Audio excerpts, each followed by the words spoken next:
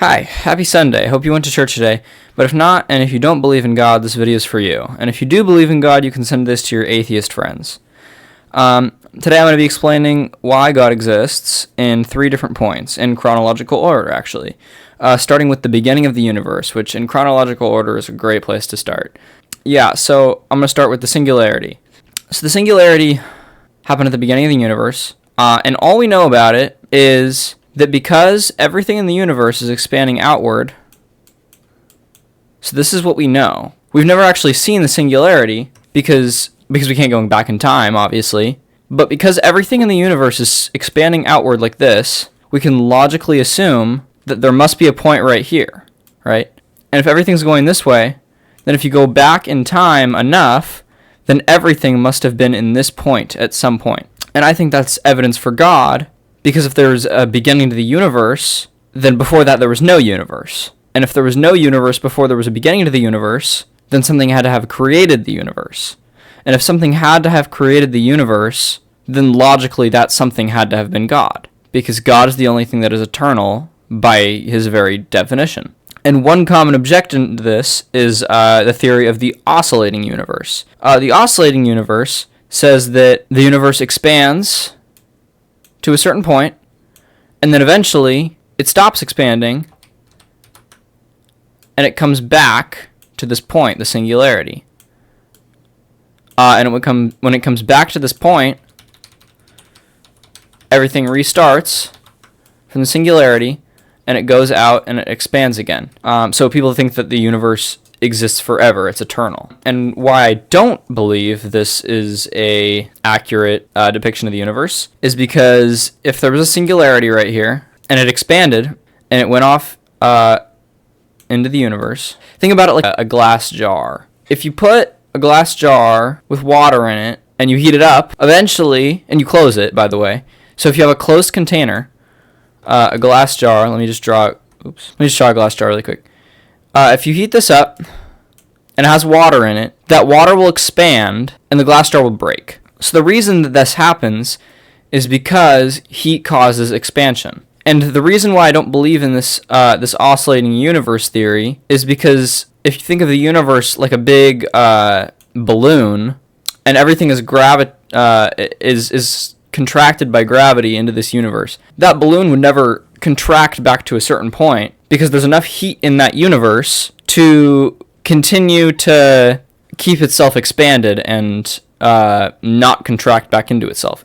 So these little particles keep bumping up against each other, which is what happens in like balloons, and that's why when a balloon is full, it doesn't look like it's empty, and why there's not like a consolidated point in the center of a balloon that just contains all of the matter inside of it. No, the balloon gets full. And that's what I think happens to the universe. I think the universe stays full. And if all of the heat were to be removed from the universe, then eventually gravity would move all of the particles back into the center. But the heat cannot be removed from the universe. You can't remove the heat from the universe. It's not possible. Which is why I believe that the oscillating universe theory is fake. And the only other option would, of course, be the singularity theory, which would imply that there was a beginning to the universe, which of course would imply the existence of God.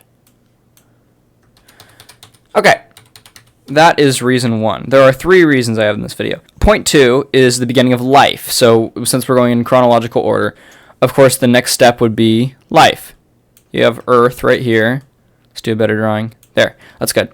Okay, so have you ever seen a picture of a protein?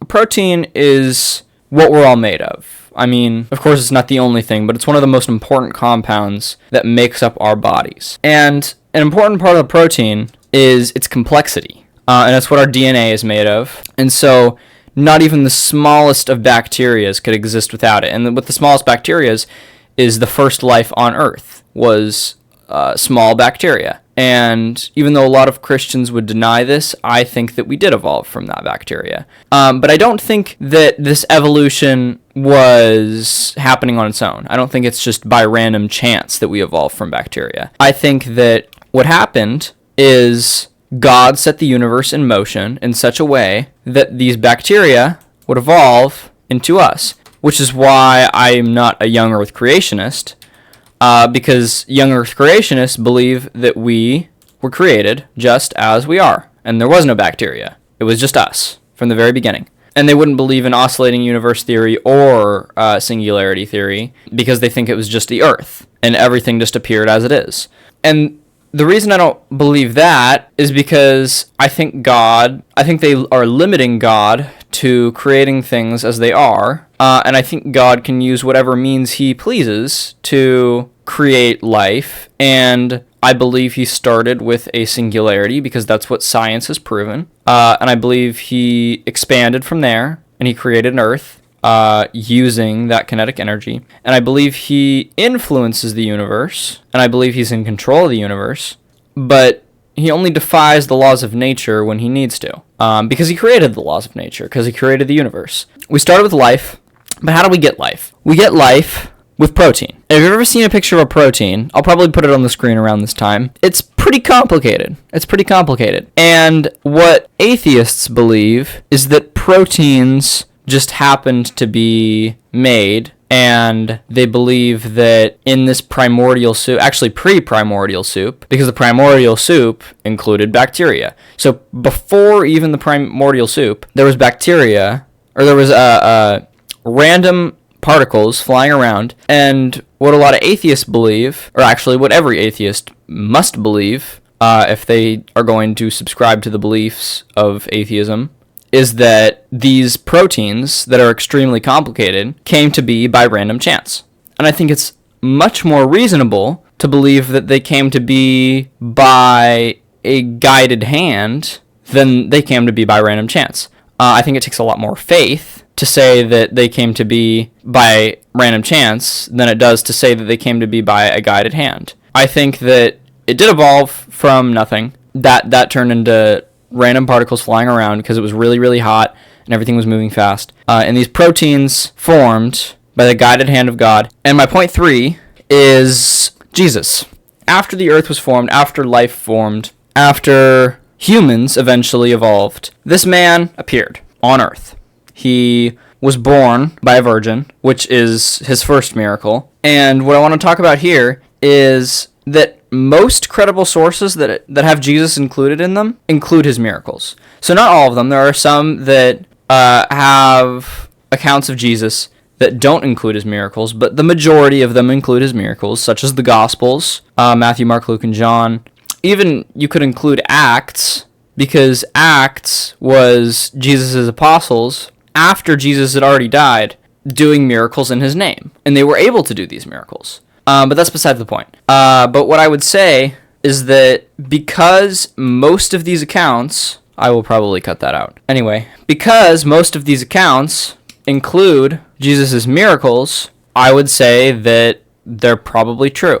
One more thing that I would say is, so most people say that Jesus isn't well documented, and that they don't believe him because there's not enough evidence. Well, actually, Jesus is more documented than a lot of historical figures. He's more documented than Julius Caesar. So what's funny is people will accept these historical figures by blind faith, but not Jesus, even though he is more credible than people like Julius Caesar. But people will just accept Julius Caesar to be truth, even though technically they have less evidence, because they'll just listen to what they think to be a credible source blindly. And you know what I'm saying? I'm not saying listen to me either. Do your own research. Yeah, don't just listen to me. Look it up.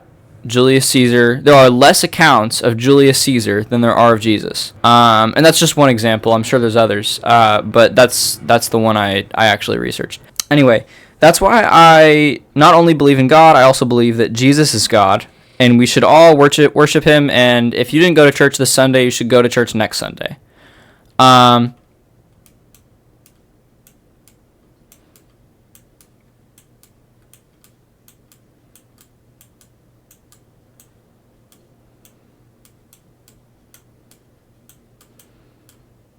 Okay, have a good one.